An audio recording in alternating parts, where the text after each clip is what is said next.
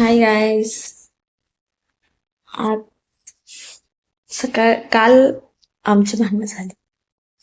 भांडणं कशावरून झाली तर ह्याचं कारण काही ह्याला काही लॉजिक नाही भांडण्यासाठी, पण माझ्या नवऱ्याला ते रॉंग झाली भांडणं. झाली तर झाली, तर मी पण काय कमी नाही. टॉपिक असा होता की माझ्या पप्पांनी अजून घर नाही घेतलं, मुंबईला राहतात. त्यांनी घर नाही घेतलं. मग ते का नाही घेतलं? एवढ्या दिवस काम करतात, दिवस रात्र काम करतात. सकाळचे कामाला जातात आणि नाईटला वॉचमॅनचं काम करतात. ठीक आहे, काम करतात. मग माझ्या नवऱ्याचं काय, दोन दोन काम करून तुझ्या पप्पांनी अजून घर नाही घेतलं, अजून घर नाही घेतलं, मग तुम्ही एवढे काय करत होता?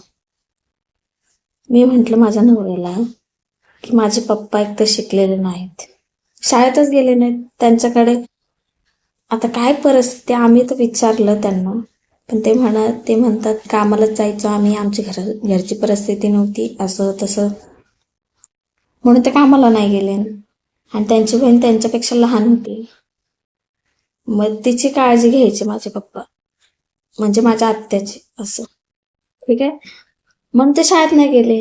मग माझे काका आणि माझे आत्या हे शाळेत गेले होते, पण माझे पप्पा शाळेत नाही गेले. त्यांनी घरात हेल्प केली, ते कामाला जायचे शेतात, असं. म्हणून ते काय शिकले नाहीत. मग शिकले नाही तर मग शिक्षण तर महत्वाचं आहे कामासाठी. मग माझे पप्पा कामाला जात होते, सकाळी हमाली करायला जायचे, तिथून 7 वाजता यायचे, 8 वाजता नाईटला जायचे, आणि नाईट पूर्ण 12 तासाची. सकाळी 8 वाजताच घरी यायचे, असंच. मग तेच चालू राहिलं आजपर्यंत, ते चालू आहे. जन्मलो ना तेव्हापासून ते आतापर्यंत तेच चालू आहे. ठीक आहे, तर माझ्या नवऱ्याचा प्रश्न हा की तुम्ही एवढे मोठे झाला, तुम्ही तिघं पण काम करत होता, मम्मी काम करत होती, पप्पा, तरी तुम्हाला घर घ्यायला कसं पॉसिबल नाही? मग घर घ्यायला पॉसिबल नाही झालं, ठीक आहे, नाही झालं पॉसिबल, तर का नाही झालं हे आम्हाला पण नाही माहित. आम्ही ट्राय करत होतो, पण काय काय काय काय अडचणी येत होत्या. आता ते सांगून कोणाला समजणार आहे का?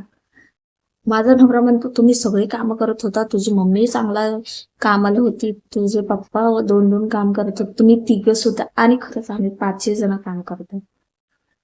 ठीक आहे, आम्ही 5 जण काम, तरी पॉसिबल नाही झालं. मीच विचार करत होते हे असं कसं झालं, पॉसिबल नाही झालं, असं तसं. आणि एवन माझी बहीण आणि मी विचार करत होतो, जेव्हा आम्ही तिघं कामाला जात होतो, मग माझ्या मम्मीला आम्ही घरी बसवलं. मम्मीला घरी बसवले, तिला म्हटलं की मम्मी तू कामाला जाऊ नको. मग मी आणि माझ्या बहिणीने माझ्या मम्मीला घरी बसवलं, तिला म्हटलं की तू कामाला जाऊ नको. ती हो नाही करत. मग नंतर तिच्या हाताला, एका पूर्ण हाताला पूर्ण मुंग्या येत होत्या. त्यामुळे पप्पा, मुंग्या येत होत्या म्हणजे डॉक्टर म्हटलेले जर लक्ष नाही दिलं तर पॅरालिसचं लक्षण आहे म्हणून, असं स्टार्टिंग आहे. तर मग तर आम्ही बंदच करून टाकले तिचं काम. तेव्हा आम्ही सगळे काम करत होतो, मग तिला घरी बसवलं. मग थोडंफार काम हे करायचे, असं तसं. तेव्हा माझ्या बहिणीचा आणि माझा डिसिजन झालेला की आपण घरासाठी ट्राय करू. मग तर ट्राय करू, ठीक आहे, ट्राय करायचं, असं तसं आम्ही इन्फॉर्मेशन काढली, सगळं झालं. आणि सगळं झालं, पेमेंट स्लिप हे सगळं सगळं आम्हाला कामात भेटायची, पगार पण चांगला होता. आम्ही म्हटलेलं भरायचे हप्ते, किती वर्षाचे असतात ते भरायचे.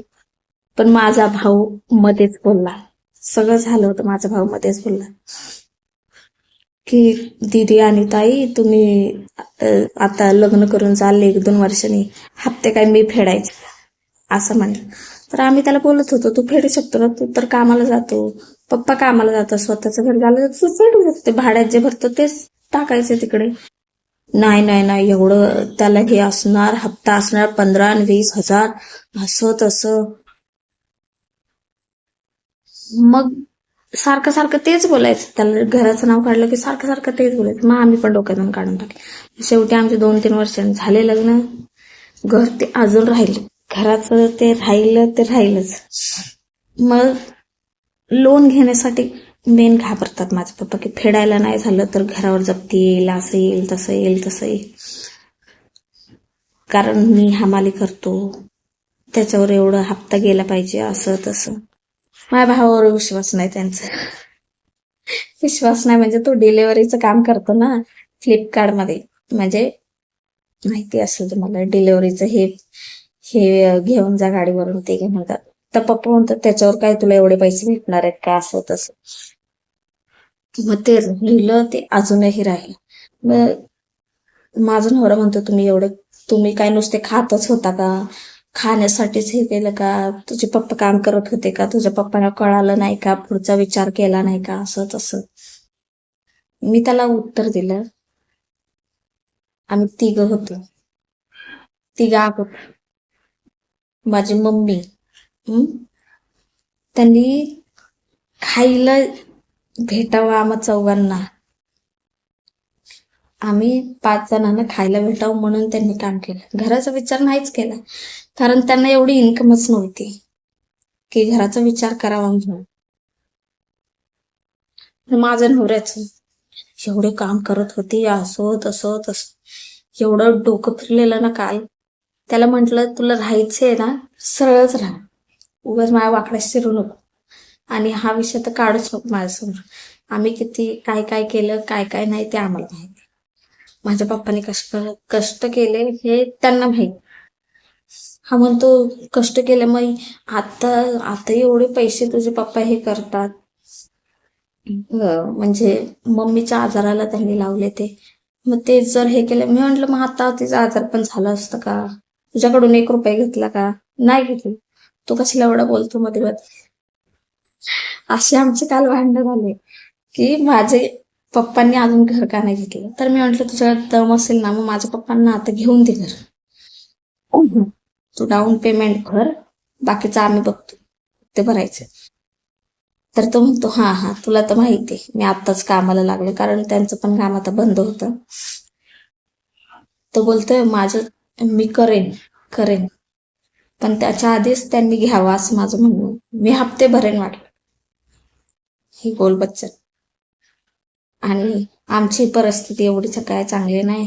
माझ्या भावात म्हणजे माझ्या पप्पांची पण एवढी परिस्थिती, माझ्या बहिणीची पण नाही की आम्ही बहिणी बहिणी मिळून तरी त्यांना हेल्प करू असं. तिघे असंच आहेत, तर काय फायदा आहे सांग. म्हणून कधी कधी एकटं बसलं आणि टेन्शन येतं, माझ्या भावाला अजून घर नाही, असं नाही तसं.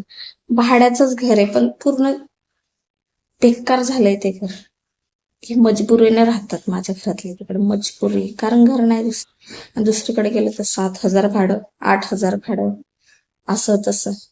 मग काय करायचं मुंबई शहरात, कसं काय करायचं, घर घ्यायचंय. पण बघू, मी तर घेऊन देईन, माझ्याच्याने झालं ना घेऊनच देणार. घेऊन देणार, पण देव करो माझ्या भावाने आधीच घ्यावं घर, तेवढं त्याला हेल्प केली पाहिजे. आम्ही बहिणी बहिणी तर करू, ठीक आहे आमची परिस्थिती नाही, पण भरू तर शकतो ना हप्ता, एखादा एखादा जर त्याला अडचण आली तर भरू शकतो. ठीक आहे. ती त्यासाठी तर करावंच लागेल, कारण आता तिचं लग्न होईल 2 वर्ष 3 वर्ष, करावंच लागेल. चलो, बाय बाय.